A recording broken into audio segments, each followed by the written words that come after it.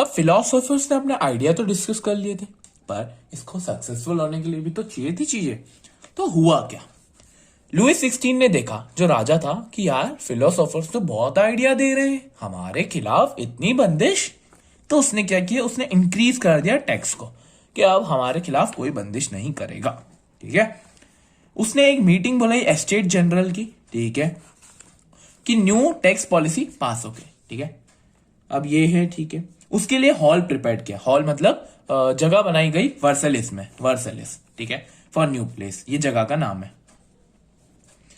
जिसमें फर्स्ट और second estate के लोग 300 आए थे। ठीक है, थर्ड एस्टेट के लोग 600 आए थे। ठीक है, और एक बहुत बड़ा डिस्क्रिमिनेशन कि थर्ड एस्टेट वालों को पीछे बिठाया गया था, ऐसे बेकार। ठीक है, और पीजेंट्स, आर्टिशंस, वुमेन्स को तो अलाउ ही नहीं करा, भाई भाड़ा में जाओ, आना भी नहीं।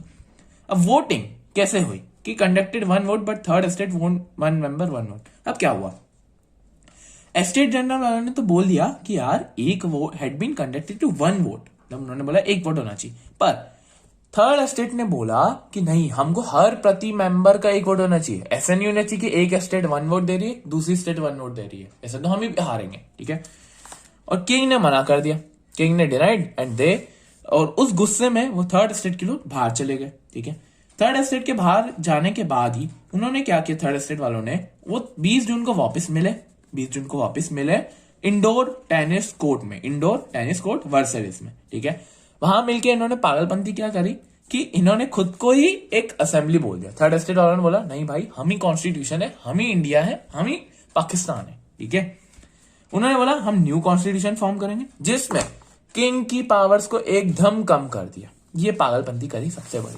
ठीक है, अब इनको लेड कर रहा था मिराबो और अबेसीस, मतलब ये वो हैं फिलोसॉफर्स हैं जिनको लेड कर रहे थे। ठीक है, अब ये है थोड़ा मिराबो के बारे में कि मिराबो था तो एज इन सेकंड एस्टेट का, पर वो चाहता था कि उसको थर्ड एस्टेट को भी राइट्स मिले। ठीक है, फिर ब्रेड की प्राइसेस अभी भी हाई थी और टैक्स तो इम्पोज हो ही रहा था उसके ऊपर, तो अभी भी कुछ मतलब जो उन्होंने कॉन्स्टिट्यूशन अरेंज किया उससे कुछ फायदा नहीं हुआ। तो हुआ कि उसके बाद क्या किया, 14 जुलाई 1789 को पीपल ने ब्रेस्टाइल, जो कि मैंने बताया था जेल है, जो कि है जेल, उसको डिस्ट्रॉय कर दिया। उसके बाद क्या हुआ, बहुत बेकार चीज हुई है, एक अफवाह फैली। अफवाह ये फैली कि सेकंड एस्टेट वाले लोगों ने कुछ लोगों को भेजा है थर्ड एस्टेट के फार्म्स और लैंड को ऑक्यूपाई करने के लिए, डिस्ट्रॉय करने के लिए। ठीक है, ये अफवाह फैली।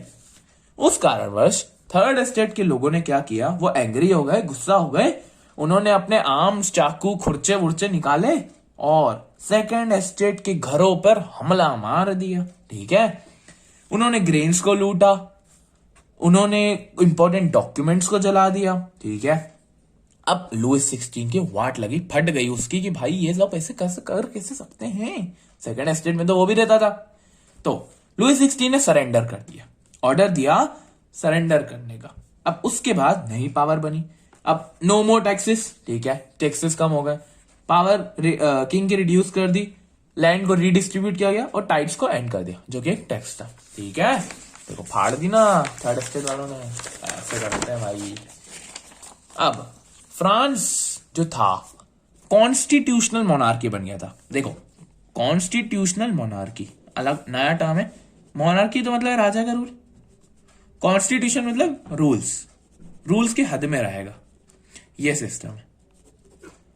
मोनार्की तो है ही, पर जो राजा का रूल अभी भी रहेगा। ठीक है, 1799 में नेशनल असेंबली ने ड्राफ्ट कंप्लीट किया कॉन्स्टिट्यूशन का। मेन ऑब्जेक्टिव इसका था कि पावर कम कर दो, किसकी, किंग दादा की। ठीक है, गवर्नमेंट 3 एस्पेक्ट में डिवाइड हो गई, जुडिशरी, लेजिस्लेटिव और एग्जीक्यूटिव, जो उन्होंने फिलोसोफर्स ने भी यही बोला था। वोटिंग को डिस्ट्रीब्यूट किया गया फ्रांस में, कैसे किया गया, वोटिंग ऐसे करेगी, एक्टिव सिटीजन और पैसिव। एक्टिव मतलब जो 25 साल के ऊपर मेल है, फीमेल को अभी भी नहीं, हु कैन पे टैक्सेस, जो टैक्सेस पे कर सकते हैं उनकी 3 दिन की इनकम के द्वारा। पैसिव मतलब जो वोट नहीं कर सकते, वुमेन, फार्मर्स एक्सेट्रा। ठीक है, अब फ्रांस ने मोनार्की को पूरी तरह अबॉलिश कर दिया और फ्रांस बन चुका था रिपब्लिक।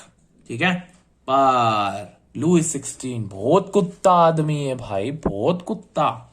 लुइस 16 ने क्या किया, कॉन्स्टिट्यूशन तो हट गया था वो पावर, उसने क्या किया, सीक्रेट निगोशिएशंस ऑस्ट्रिया और पर्शिया, ऑस्ट्रिया भी होगा, हुआ क्या मैं बताता हूं आपको।